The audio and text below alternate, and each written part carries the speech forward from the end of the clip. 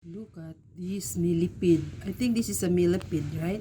But first time I saw this millipede, red and black, and it's moving. See?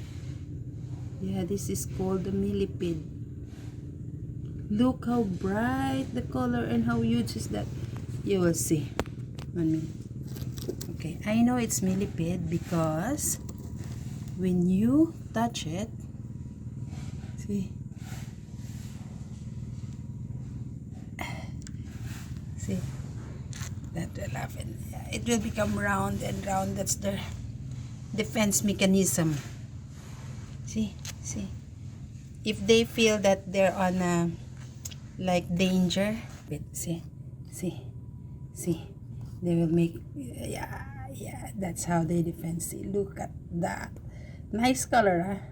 I don't think they're harmful. They're not harmful, but I will not play with it.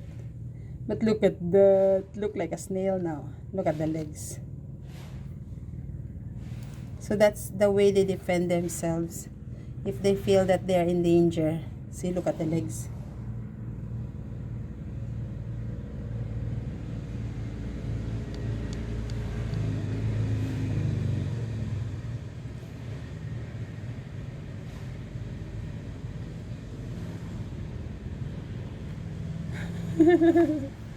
Leave it alone.